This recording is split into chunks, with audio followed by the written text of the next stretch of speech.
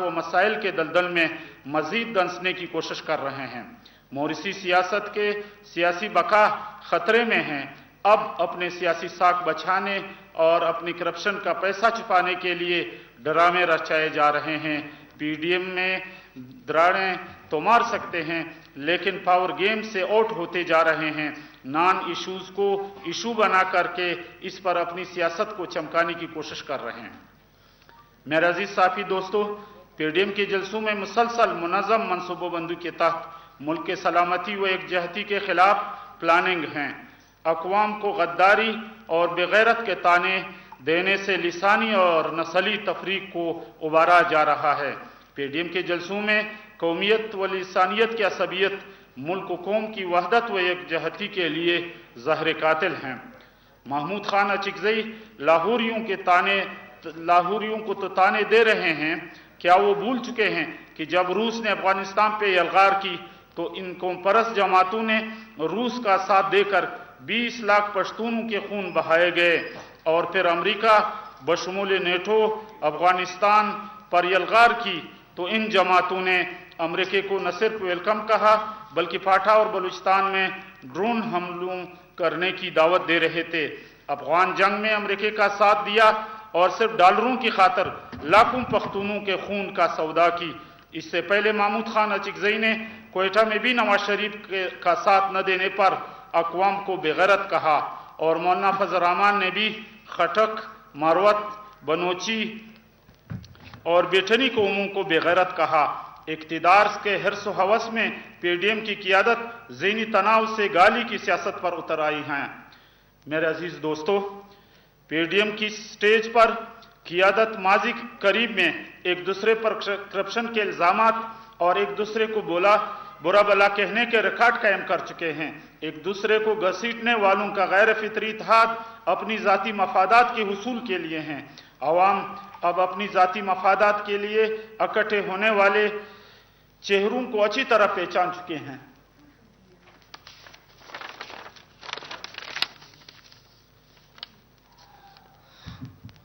مولانا فضل الرحمان اقتدار کے حصول کے لیے ذہنی دباؤ کا شکار ہو کر کے گالیاں دینے پر اتر آیا ہے۔ خٹک، مروت، بنوچی اور بیٹنی ان قوموں کو بغیرت کہنے کا سرٹیفکیٹ کس نے دیا؟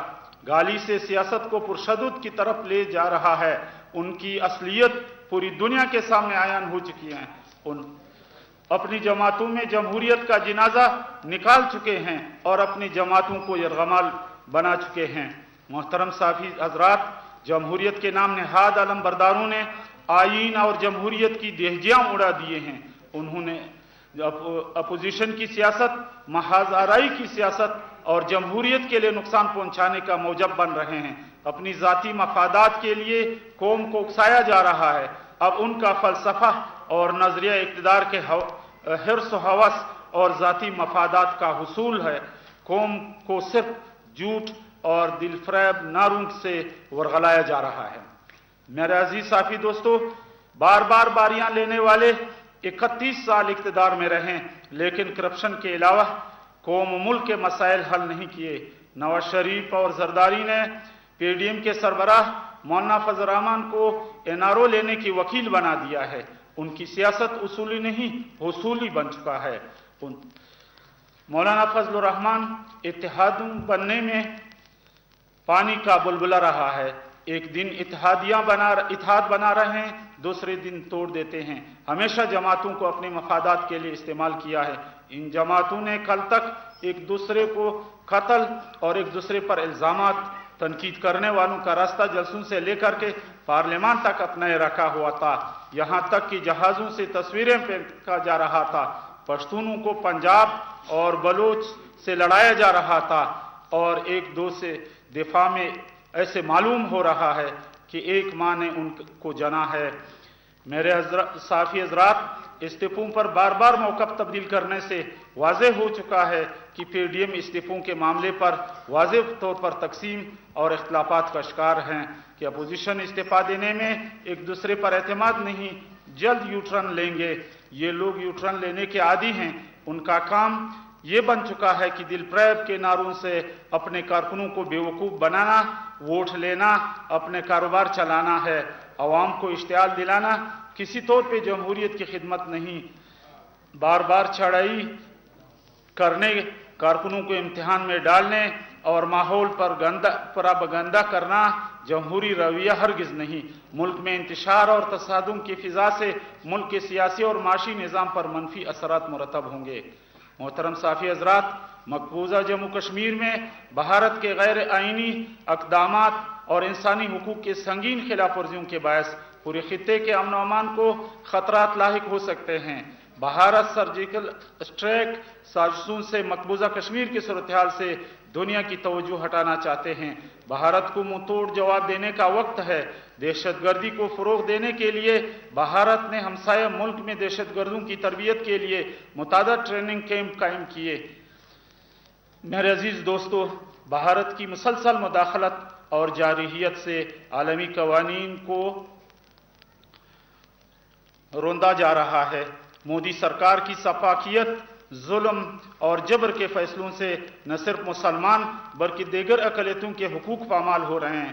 مودی سرکار کے کشمیریوں کے نسل در نسل کشمیریوں پر ڈھائے جانے والے ظلم و ستم پر اقوام متحدہ اور عالمی قوتوں کا شرمناک کردار کھل کر کے بھارت کی حمایت کا ثبوت ہے۔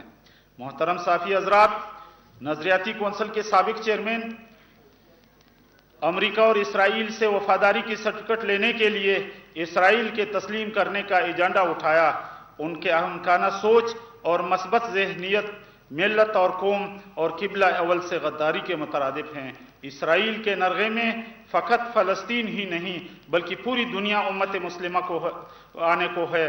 شام سے لے کر کے عراق تک اور لیبیا سے لے کر کے افغانستان تک میں ہونے والے امریکی کی ہر عسکری کارروائی کے اصل ماسٹر مائنڈ اسرائیلی ہیں، لیکن مسلم دنیا کے حکمران کو احساس نہیں۔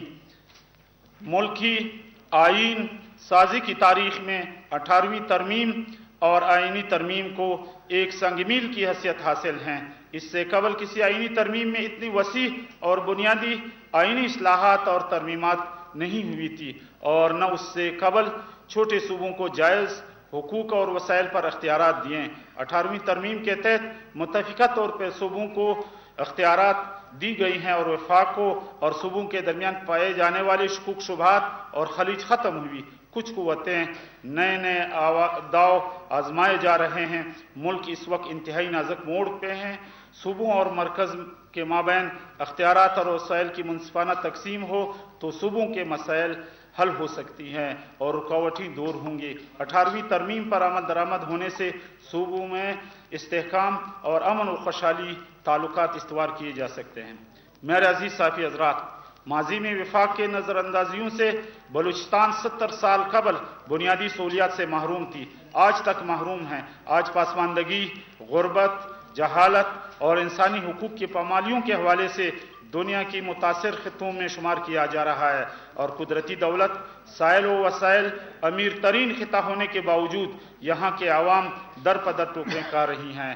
معدنیات، سیندک اور ریکارڈک اور گوادر کے باوجود بلوچستان میں اب تک نہ کوئی موٹر وے بنا، نہ کوئی اورنج ٹرین دیا، اور اکثر اضلاع آج تک بجلی، گیس اور سڑکوں جیسی بنیادی سہولیات اور ضروریات سے محروم ہیں۔ سیفیک سے اس ملک کی تقدیر اس وقت تک بدل نہیں کیا جا سکتا جب تک منصوبوں میں بلوچستان کو شامل نہ کیا جائے۔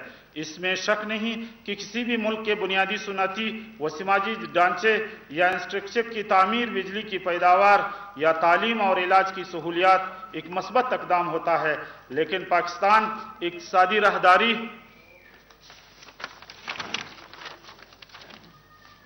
منصوبے کے تحت مغربی روٹ کو ترجیحات میں شامل کرنے کے بغیر دعووں کے باوجود سی پیک کے مغربی روٹ کے اہم حصوں پر تاحال کام شروع نہیں کیا جا سکتا۔ ہم سمجھتے ہیں کہ سی پیک، جو کہ بلوچستان اور پاکستان کے لیے گیم چینجر ہے، کی حیثیت انڈسٹریل زون کے قیام سے ہوگا، بلوچستان کو زیادہ تر منصوبوں کی افادیت سے محروم رکھا۔ محترم ساتھی حضرات، مہنگائی، بے روزگاری سے عوام کی چیخیں نکل رہی ہیں۔ چینی और आटा और ज़रूरियात ज़िंदगी आम आदमी की पहुंच से दूर होती जा रही हैं। मुल्क का हर तबका परेशान हाल नज़र आ रहा है। हुकूमत महंगाई कम करने के लिए अमली इक़दाम करें, महरूमियों और बेरोज़गारियों के खात्मे के वादों को अमली जामा पहनाया जाए। बलूचिस्तान में 70% आवाम का रोज़गार ज़राअत से वाबस्ता है। बिजली की लोड शेडिंग, ज़रूरी शोबे तबाही के दहाने पर हैं। हमेशा लोड शेडिंग की वजह से बागात और फसलें मुकम्मल तौर पर तबाह हो गई हैं। हुकूमत पसमानदा सूबे की में ज़राअत के लिए इक़दाम उठाएं। शुक्रिया। मौलाना साहब ये बताइएगा कि 4 लोगों को पार्टी से निकाला गया है, क्या वो आपके साथ राब्ते में है या नहीं? वो बिल्कुल राबिते में हैं और मैं आपकी खिदमत में अर्ज कर दूं, इन चारों लोगों को हमने पहले से कहा था कि मौलाना फजल रहमान वो हमेशा मफादात की सियासत करता है और वो हमेशा कारकुनों को नज़रअंदाज करता है। मैं आलमी सतह पे आपको बताता हूं कि जमीयत उलमा इस्लाम का एक वक्त में ताल्लुक लीबिया से था। लीबिया की वो मुकम्मल हिमायत करता था, लेकिन जब लीबिया पे मुश्किल वक्त आया तो मौलाना फजल रहमान ने उसको छोड़ दिया है। फिर एक वक्त था जब तालिबान के साथ, जब तालिबान की हुकूमत अफगानिस्तान में थी तो वो उनकी हिमायत कर रहा था। जब अमेरिका ने अफगानिस्तान पे हमला किया तो मौलाना फजल रहमान ने ऐलान किया कि मेरे तालिबान से कोई ताल्लुक नहीं है। तो हम आज से 10 साल कबल इन हजरात को कहा करते थे कि ये जमात अब मौलियों की जमात नहीं, ये गरीबों की जमात नहीं है, ये नजरियाती कारकुनों की जमात नहीं है। मौलाना फजल रहमान अपने मोरसी सियासत कर रहे हैं। अब उन्होंने कौमी असम्बली में अपोजिशन जो है पार्लिमानी लीडर वो अपने बेटे को बनाया है, सेनेट में अपने भाई को भेजा है, सूबाई असम्बली में भी अपने भाई को भेजा है। वो अपने घर में सारे सीटें तकसीम कर रहे हैं। तो मैं समझता हूं आज मैं आपकी तवस्सुत से पूरे पाकिस्तान के उलमा को, अहले मदारिस को मैं ये दावत देता हूं कि आइए जमीयत उलमा इस्लाम नजरियाती में आ जाएं, जो गरीब कारकुनों की जमात हैं, जिसमें कारकुन का कदर होता है। मौलाना फजल रहमान के पास न किसी मौलवी का कदर है, न किसी आलिम का कदर है, अलबत्ता उन लोगों का कदर है जिनके पास माल है, दौलत है, पैसे।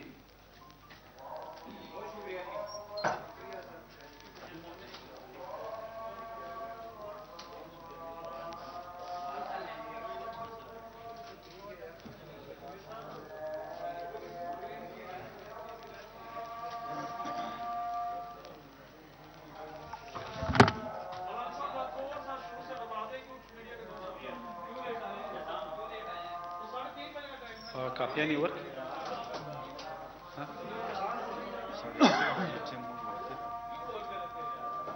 मैं जो साफी हजरात देर से आए हैं, मैं मुख्तसरन उनके खिदमत में अर्ज कर दूं क्या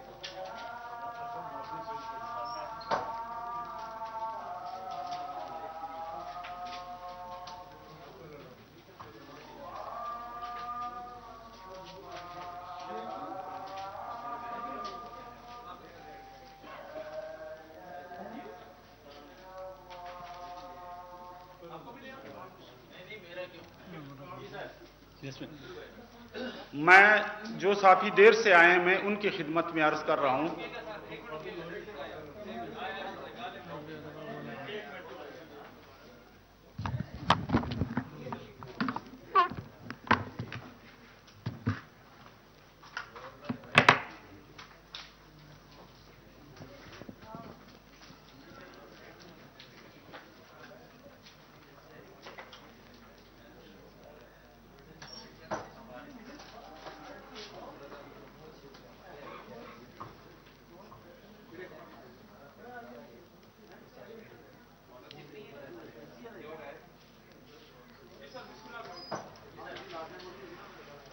जो सहाबी देर से आए हैं, मैं बतौर खुलासा उनके सामने अर्ज करूंगा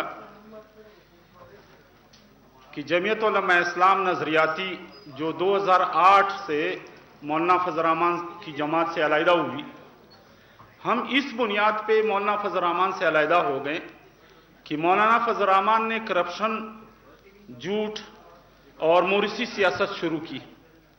ہم نظریاتی کارکن ہیں، ہم جمعیت علماء اسلام کے اساس اور بنیاد کے لیے کام کرتے ہیں۔ ہم شیخ الہند کے وارث ہیں، ہم مولانا حسین احمد مدنی کے وارث ہیں، ہم سید احمد شہید اور شاہ اسماعیل شہید کے وارث ہیں۔ ہم اس ملک میں نظریاتی سیاست کرنا چاہتے ہیں۔ مولانا فضل الرحمان نے جمعیت علماء اسلام کی سیاست کو اپنی گھر تک محدود کر دیا ہے۔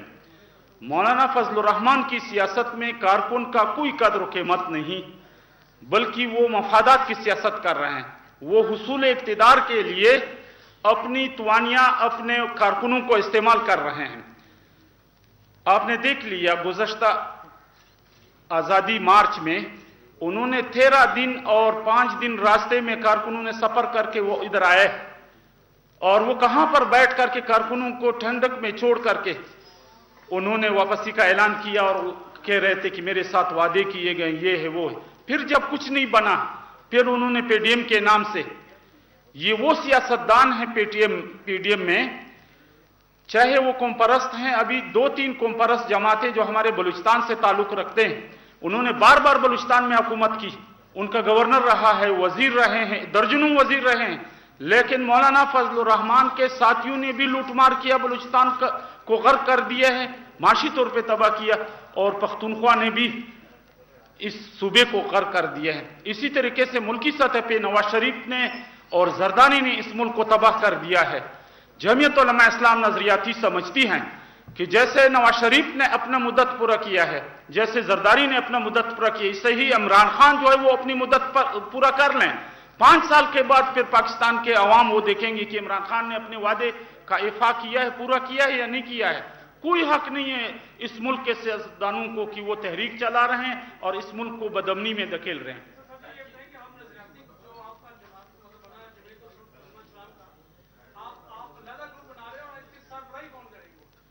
ہمارے علیحدہ جماعت ہیں، جمعیت علماء اسلام نظریاتی رجسٹرڈ جماعت ہیں۔ ہمارے انتخابی نشان تختی ہیں، ہم نے اس پہ 2 الیکشن بھی لڑے ہیں۔ ہمارے مرکزی امیر مولانا خلیل احمد مخلص سابق MNA ہیں۔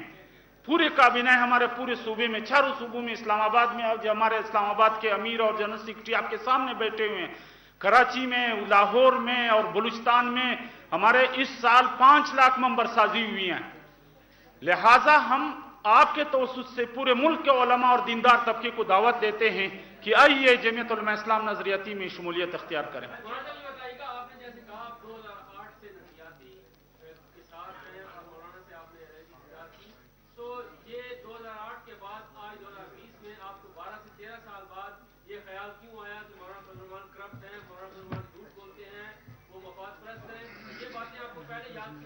ایک بات ساتھ یہی بتائے گا کہ کیا جب نظریاتی معاہدے وجود میں آئی تھی تو اس وقت انہوں نے مولانا محمد خان شیرانی کی پالیسیوں سے اختلاف کیا تھا اور وہ علیحدہ ہوئے تھے جب وہ صوبائی صدر تھے یا صوبائی امیر تھے، تو اب وہی صوبائی امیر مخالف ہے مولانا فضل الرحمان کے، اور آپ بھی مولانا فضل الرحمان کی مخالفت میں جہاں پریس کانفرنس کر رہے ہیں، تو یہ بتائیے کہ اب آپ اکٹھے ہو چکے ہیں یا ابھی بھی آپ علیحدہ رہتے ہیں؟ میں آپ کو عرض کر دوں،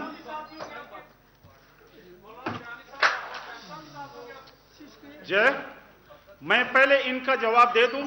مولانا شیرانی اکٹھے ان کے ساتھ وہ سب کچھ کر رہے تھے جو مولانا فضل الرحمان کر رہے تھے۔ ہمارے 3 بنیادی نقطے تھے۔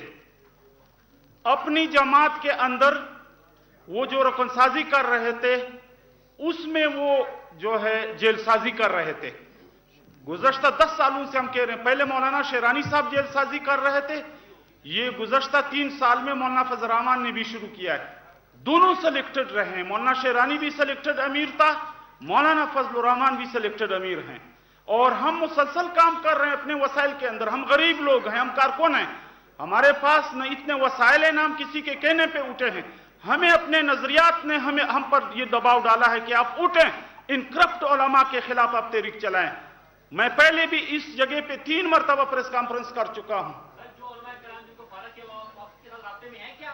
بالکل رابطے میں ہیں، لیکن ان سے ہم نے کہا ہے کہ وہ طریقہ یہاں پر نہیں اپنانا जो आप पहले से नजरियाती कारकुन की हैसियत से गरीब लोगों की तर्जमानी करते हुए आपने यहां पर काम करना है, अगर आना है हमारी जमात में। ये शख्स आपके साथ पूरे पाकिस्तान में से कितने लोग हैं जो आपके साथ? हमारे साथ हमने 5 लाख मंबरसाजी की हैं पूरे पाकिस्तान में। अभी हमारा मंबरसाजी मुकम्मल, मैं मरकजी कन्वीनर की हैसियत से आपकी खिदमत में अर्ज कर रहा हूं, 5 लाख मंबरसाजी हमारे हुई है पाकिस्तान में। आप ये बताइए कि आपकी जमात की कोई कौमी असम्बली या सूबाई असम्बली में है? नहीं, 2008 में हमारा एक कौमी असम्बली का मेंबर बना और एक सूबाई असम्बली का मेंबर बना, और गुज़श्ता 2 इलेक्शन में नहीं बने। शुक्रिया।